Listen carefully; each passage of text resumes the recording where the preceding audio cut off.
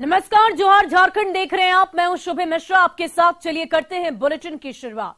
और राजधानी रांची के झारखंड मंत्रालय में हुई हेमंत कैबिनेट की मीटिंग में 31 प्रस्ताव पर मुहर लगी। साथ ही हेमंत सरकार ने 33 संस्कृत स्कूलों और 46 मदरसों का अनुदान दोगुना करने के फैसले को हरी झंडी दे दी। इसका फायदा 2000 शिक्षक और स्टाफ को मिलेगा। यही नहीं, कई थानों का कार्यक्षेत्र बदला गया तो श्रमिकों के शव लाने के लिए मुआवजा राशि बढ़ाने का भी प्रावधान किया गया। इसके अलावा सरकारी और निजी बीएड कॉलेजों की फीस में बदलाव हुआ तो सीडीपीओ एग्जाम का पैटर्न भी अब बदल दिया गया है। अब हिंदी में 30 नंबर का ही क्वालिफाइंग मार्क्स होगा। 10वां प्रस्ताव महिला बाल विकास एवं सामाजिक सुरक्षा विभाग से झारखंड बाल विकास परियोजना पदाधिकारी सेवा संवर्ग नियमावली 2018 में आंशिक संशोधन करते हुए झारखंड बाल विकास परियोजना पदाधिकारी सेवा संवर्ग नियमावली 2022 के गठन के संबंध में, जैसे सामान्य अध्ययन 150 अंकों का पूर्व का प्रावधान था और अभी सामान्य अध्ययन के 2 पत्र होंगे 100 अंकों के। इस तरह से अलग अलग अंतर है। साक्षात्कार के लिए 50 अंक रखे गए हैं। मुख्य रूप से जो पाठ्यक्रम है उसमें संशोधन है। वहीं झारखंड के 21 लाख सूखा पीड़ित किसानों का इंतजार जल्द ही खत्म हो सकता है। केंद्रीय टीम का दौरा पूरा होते ही आर्थिक मदद पर मुहर लगने की उम्मीद की जा रही है।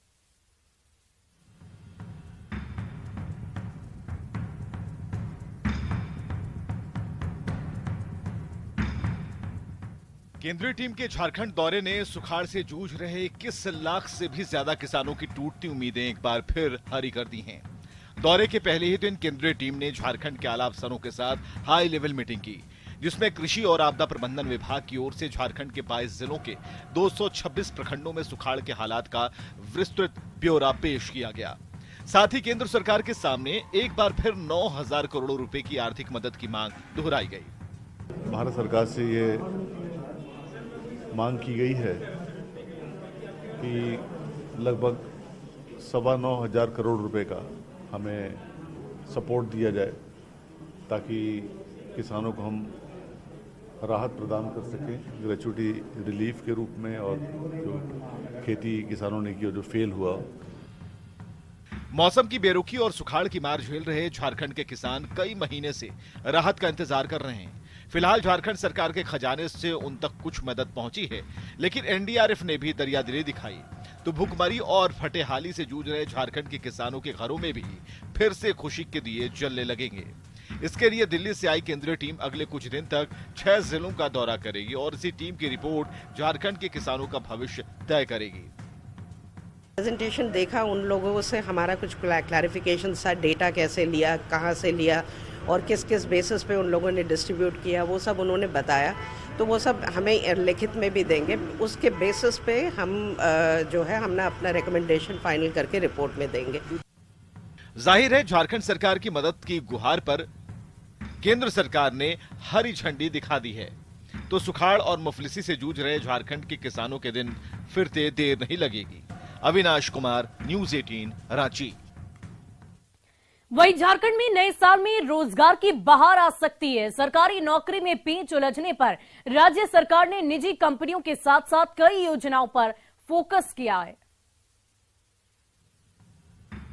झारखंड में फिर रोजगार की बहार आने वाली है, पर सरकारी नहीं, निजी कंपनियों में। इसके लिए श्रम नियोजन महकमे ने कमर कस ली है। रांची के श्रम संस्थान में हुई रिव्यू मीटिंग में मंत्री सत्यानंद भोक्ता ने साफ साफ कह दिया कि निजी कंपनियों को हर हाल में 75% स्थानीय बेरोजगारों को नौकरी में प्राथमिकता देनी ही होगी। सरकारी फरमान की अनदेखी करने वाली कंपनियों को कार्रवाई की चेतावनी भी दे दी गयी। निबंधन लगभग सब चालू हो गया है, कहीं 50% है, कहीं 25%, कहीं 30% है। तो हम लोग इसको सख्ती से लागू करेंगे और तेजी गति से रोजगार हमारा हर जिला में लगाना है और जितने हमारे बेरोजगार युवा युवतियाँ हैं उनको हम लोग जोड़ने का काम। अदालत से नियोजन नीति खारिज होने से फिलहाल सरकारी नौकरियों पर ग्रहण लग गया है। इसकी भरपाई करने के लिए झारखंड सरकार निजी कंपनियों में रोजगार के अवसर तलाश रही है। तो मुख्यमंत्री सारथी योजना के जरिए भी बेरोजगारों तक राहत पहुंचाने की कोशिश हो रही है। इसके तहत 3 माह की ट्रेनिंग का प्रावधान है। ट्रेनिंग मिलने के 3 माह के बाद भी रोजगार नहीं मिला तो पुरुषों को 1000 और महिला को और दिव्यांगों को 1500 रुपए का प्रोत्साहन भत्ता मिलना तय है। मंत्री सारथी योजना के अंतर्गत एक नई बात चालू की गई है जिस पर हम लोग को काम करना है। जो वैसे लोग जो प्रशिक्षण कर लिया और उसके बाद उनका नियोजन नहीं हो पाएगा तो उसे 50% लोग को प्रोत्साहन भत्ता भी दिया जाएगा। गठबंधन ने चुनावी घोषणा पत्र में बेरोजगारी भत्ता देने का वादा किया था, जो अब तक पूरा तो नहीं हुआ। मुख्यमंत्री सारथी योजना के जरिए इसकी भरपाई करने की कोशिश जरूर शुरू हो गई है। अविनाश, न्यूज़ 18, रांची। और इसी बीच रामगढ़ से आपको बड़ी खबर बता दें, अंबा प्रसाद की गाड़ी दुर्घटनाग्रस्त हो गई है। हादसे में विधायक को मामूली चोट लगने की खबर सामने आई है। रामगढ़ के नई सराय में दुर्घटना हुई। बाइक सवार ने गाड़ी को टक्कर मार दी और विधायक की गाड़ी को ये टक्कर मारी गई। विधायक अंबा प्रसाद पतरातू रवाना हो रही थी और इसी दौरान ये दुर्घटना हुई है। हादसे में विधायक को मामूली चोट आई है, इसकी खबर सामने आई। रामगढ़ के नई सराय में ये दुर्घटना हुई है। वहीं कोडरमा के 25 परिवारों के 100 सदस्य ईसाई बन गए। वीएचपी ने इसका कड़ा विरोध किया है तो कोडरमा पुलिस ने पूरे मामले की जांच अब शुरू कर दी है।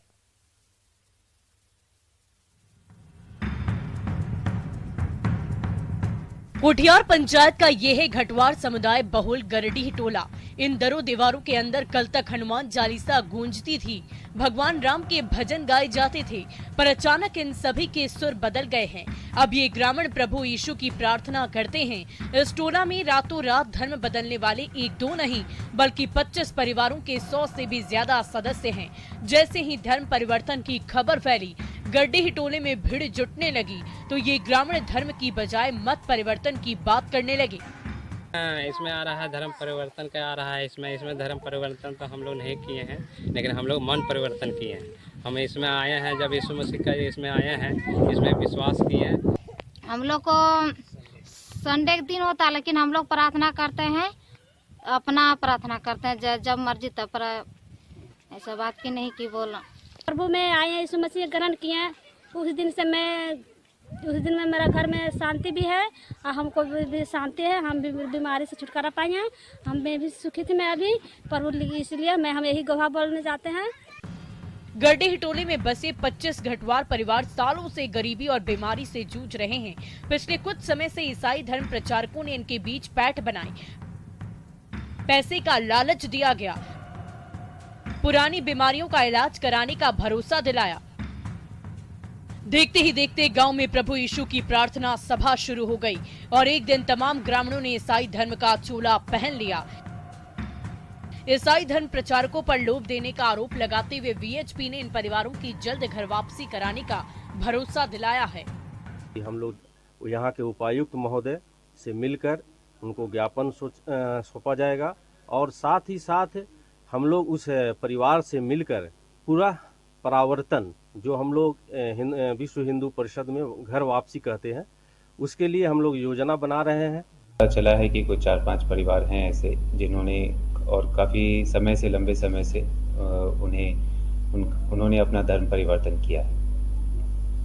इस संबंध में जांच की जा रही है कि ये किस प्रकार से है, कि वो स्वेच्छा है या प्रलोभन है या दबाव है। इससे पूरी और इसमें कौन लोग इन्वॉल्व हैं, पूरी जानकारी प्राप्त कर लेने के बाद जांच कर लेने के बाद।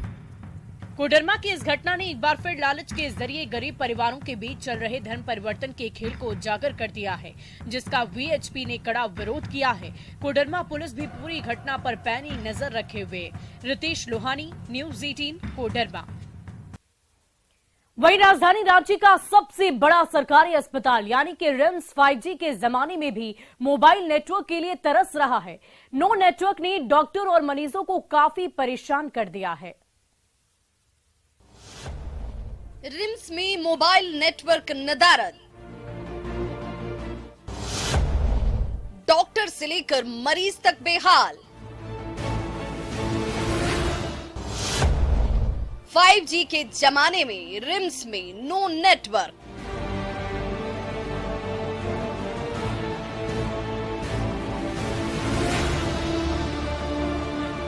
झारखंड के सबसे बड़ी सरकारी अस्पताल यानी रिम्स के किसी भी कोने में चले जाइए, न्यूरो से लेकर वन डिपार्टमेंट तक भाग दौड़ कर आइए, आपको कहीं भी मोबाइल का नेटवर्क नहीं मिलेगा। पूरा देश भले ही 5G के युग में पहुंच गया है, पर रिम्स में 5G और 4G क्या, मोबाइल नेटवर्क तक नदारद है। राज्य के सबसे बड़े सरकारी अस्पताल रिम्स में इस वक्त नेटवर्क इशू सबसे बड़ा समस्या दिख रहा है। सामने आप तस्वीरों में देखेंगे किस तरीके से लोग फोन में नेटवर्क लगाकर इधर से उधर भाग रहे हैं, लेकिन फोन में नेटवर्क नहीं, जिसके कारण डॉक्टर्स परिजन तक नहीं पहुंच पाते हैं। जो परिजन है वो डॉक्टर्स तक नहीं पहुंच पा रहा है। किसी मरीज को डॉक्टर से बात करनी हो, किसी डॉक्टर को मरीज और उसके परिजनों से संपर्क करना हो, या फिर किसी मेडिकल स्टाफ से संपर्क ही, मोबाइल नेटवर्क की गैर मौजूदगी सबसे बड़ी समस्या बनकर सामने आ जाती। उसे परेशानी यही होती कि किसी भी मरीज के संदर्भ में अपने SR से या JR से या किसी सीनियर से बात करनी होती है तो उसमें दिक्कत तो आती है। तो इसको अगर सुधारा जाए तो थोड़ा सा स्मूथ होगा हम लोगों का काम करने का।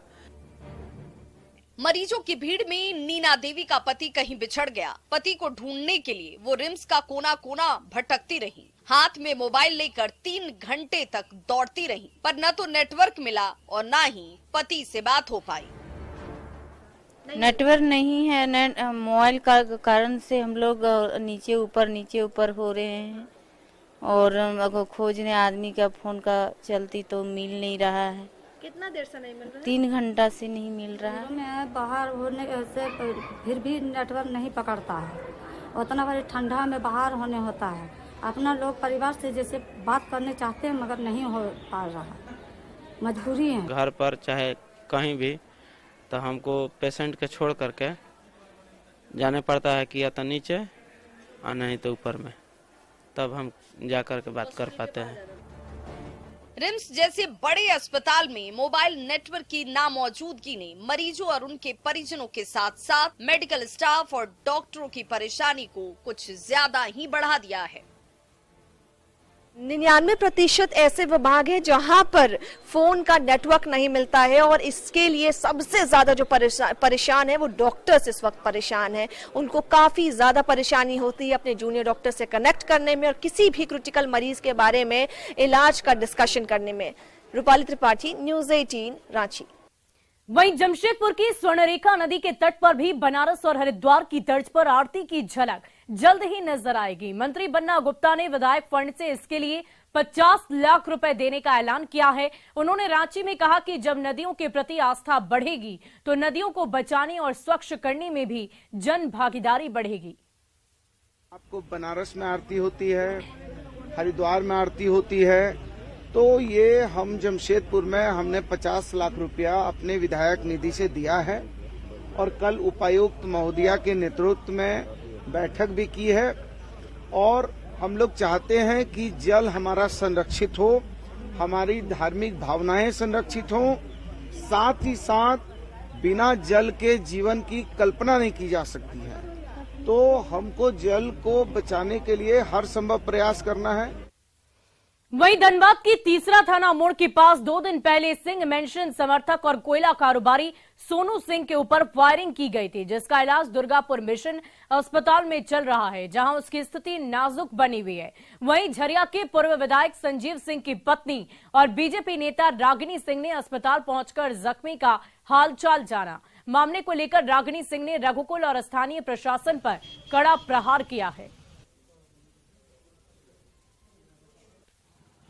यहाँ सत्ता के दबाव है तो प्रशासन चुपचाप मौन बैठी हुई है, क्योंकि रात से लोग लगे हुए हैं कि जितने थानेदार हैं, चाहे डीएसपी से लेकर एसपी तक, सबको मैनेज कैसे करना है वो लोग लगे हैं, और सभी लोग सत्ता के दबाव में काम करेंगे। वहीं जमशेदपुर की बागबेड़ा में पुलिस जवान के घर पर चोरी की गई। चोरों ने लाखों रुपए मूल्य के जेवर और 30,000 नगद पर हाथ साफ कर दिया। जवान फिलहाल रांची में रहते हैं। घर पर उनके भाई और महिलाएं थी। जब लोग सुबह उठे तो देखा कि खिड़की का ग्रिल और अलमारी टूटा हुआ था, सामान बिखरे पड़े थे। सूचना पाकर पुलिस घटनास्थल पर पहुंची और मामले की तहकीकात की। चला है 6 बजे पता चला है, 6:30 में ऐसे ही पता चला है। तब लड़का हमारे इस पर चढ़ के देखा, हमका गेट था वो बंद कर दिया था सब। तारों को तो हम तो ताला बंद करके सोते हैं, वो भी अंदर से बंद कर, बाकी वो गेट बाहर से बंद कर दिया था। इस तरह जा करके हाई गेट को बंद किया था, अंदर से दोनों चुटकी लगा दिया था। 6 साल ऐसे ही होता है। लड़का हमारा स्कूल जाए था, तब हमारा लड़का उठा है तो हमको जानकारी। वहीं झारखंड के मंत्री चंपई सोरेन और मिथिलेश ठाकुर ने कहा है कि झारखंड में हर धर्म और संप्रदाय के सदस्यों को अपनी आस्था के साथ जीने का हक है। पारसनाथ पर आदिवासी समाज की ओर से उठाई जा रही मांग को लेकर दोनों मंत्रियों ने कहा कि इस मुद्दे पर राज्य सरकार बेहद गंभीर है और सबके साथ न्याय जरूर होगा। आदिवासी समुदाय ने आज पारसनाथ में अपना जो बात रखा है, आप सबों को भी पता है, मुझे भी पता है। और वो बस्ती आज से नहीं, हम लोग भी नहीं जानता कब से है उस बस्ती। हम लोग भी पेड़ पौधा के नीचे पूजा करते हैं, हर साल उसी जगह में पूजा करते हैं जो अपना रीति रिवाज के हिसाब से। आज यदि बात किसी तरह का उल्टा है उसको देखा जाएगा, लेकिन झारखंड क्षेत्र में सभी को सम्मान के साथ जीने का कि किसी भी जाति धर्म संप्रदाय को यहाँ पर इस राज्य में उनकी भावना को किसी तरह की ठेस नहीं पहुंचाई जाएगी और उस पर हम दृढ़ संकल्पित हैं। और मैं आपके माध्यम से जैन धर्मावलंबियों को ये आश्वस्त कराना चाहूंगा कि वो किसी भी इस तरह के भ्रम में न आए और राज्य सरकार पूरी तरह से उनके साथ है। वहीं बोकारो पुलिस ने अंतर जिला बाइक चोर गिरोह का खुलासा किया है। साथ ही 5 अपराधियों को 5 बाइक और पार्ट्स के साथ गिरफ्तार कर लिया गया है। पुलिस ने विभिन्न स्थानों पर छापेमारी कर सभी बाइक को बरामद किया। गिरफ्तार अपराधी धनबाद में चोरी की बाइक को बेचने का काम किया करते थे। साथ ही इन बाइकों को कोयला चोरी में इस्तेमाल किया जाता था। गिरफ्तार सभी अपराधियों को जेल भेज दिया गया है। सिटी एरिया में मोटरसाइकिल की चोरी कारित घटना हो रही थी, उसमें हरला थाना प्रभारी और उसके टीम के द्वारा एक अच्छा काम किया गया है। इसमें कुल 6 मोटरसाइकिल बरामद हुए हैं और कुछ मोटरसाइकिल से पार्ट्स भी बरामद हुए हैं और 5 चोर जो आपराधिक गतिविधि में शामिल थे, चोरी में लगातार संलिप्त हैं और इनके द्वारा लगातार चोरी की जा रही थी मोटरसाइकिल। उस मोटरसाइकिल का कांड भी हरला थाना में दर्ज किया गया है, चोरी की शिकायत की गई उसके उपरांत। वहीं गोड्डा में किसान समृद्धि केंद्र पर यूरिया खाद लेने पहुंचे किसानों ने जमकर हंगामा किया।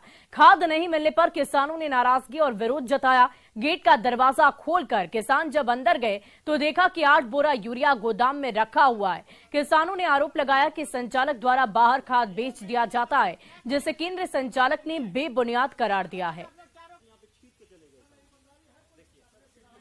तो 7 बोरा में हम किसान को जो भी था बांट दिए।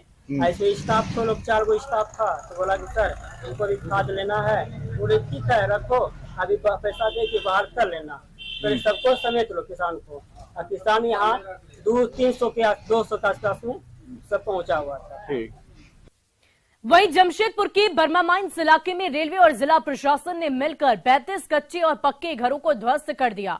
यहां संचालित अपराध पुलिस के लिए सरदर्द बना हुआ था। रेलवे की जमीन पर अवैध कारोबार बढ़ता जा रहा था और इसी को देखते हुए जिला पुलिस और रेलवे प्रशासन ने 35 घरों को बुलडोजर से ध्वस्त कर दिया। इस दौरान पूरे क्षेत्र को पुलिस छावनी में तब्दील कर दिया गया। अतिक्रमण हटाओ अभियान का नेतृत्व एएसपी सुधांशु जैन ने किया। उनके साथ आरपीएफ के अधिकारी भी मौजूद थे।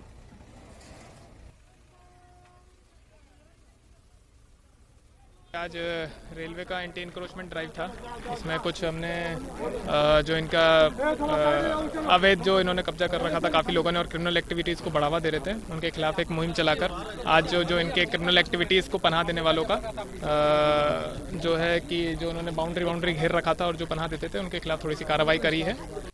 वहीं दुमका में सीदो कान्हू मुर्मू विश्वविद्यालय का 32वां स्थापना दिवस समारोह पूरे धूमधाम से मनाया गया। अतिथियों का स्वागत छात्र छात्राओं ने पारंपरिक रीति रिवाज, लोटा पानी और नृत्य संगीत से किया। फिर रंगारंग नृत्य संगीत प्रस्तुत कर समा बांध दिया। मुख्य अतिथि विनोद बिहारी महतो विश्वविद्यालय के कुलपति डॉक्टर सुखदेव भोई उपस्थित रहे। उन्होंने एसकेएमयू के कुलपति डॉक्टर सोना झरिया मिंज के कार्यों की तारीफ की।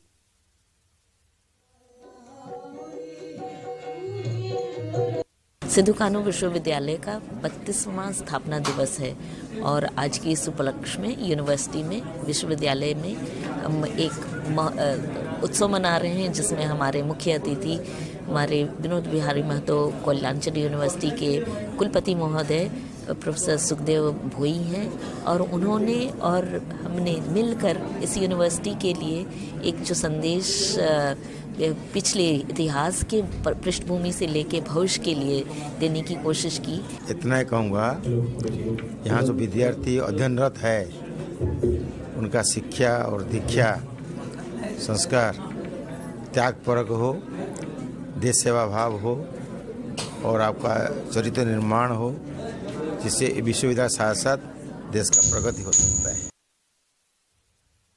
वहीं लोहरदगा की कराटे टीम ने राष्ट्रीय स्तर कराटे प्रतियोगिता में शानदार प्रदर्शन किया। दिल्ली के त्यागराज स्टेडियम में आयोजित प्रतियोगिता में टीम ने पदकों की झड़ी लगा दी। लोहरदगा के खिलाड़ियों ने झारखंड को 34 पदक दिलाए और इस पूरी प्रतियोगिता में पूरे देश भर से 18 जिलों के 2000 खिलाड़ियों ने भाग लिया था। उपायुक्त ने सम्मान समारोह आयोजित कर सभी पदक विजेता खिलाड़ियों और कराटे प्रशिक्षक को सम्मानित किया। और गर्व हो रहा था कि हम अपने लोहरदगा जिले से बच्चों का जहाँ नाम हो रहा है, हम लोग झारखंड का लोहरदगा जिले के बच्चों का, उन्होंने अपने माँ बाप समेत पूरे राज्य को भी रोशन किया, अपना राज्य का भी नाम रोशन किया है और एक अच्छा पहचान वहाँ छोड़ के ये लोग आए हैं। आगे हम और आगे जाके खेलेंगे और उससे और नेशनल गए हैं और से बहुत जगह पे जाएंगे और हमारे सर यहाँ प्रखंड जिला और हमारे देश का भी नाम रोशन करेंगे। और फिलहाल इस बुलेटिन में अभी के लिए बस इतना ही, लेकिन न्यूज़ 18 बिहार झारखंड पर खबरों का सिलसिला लगातार जारी है।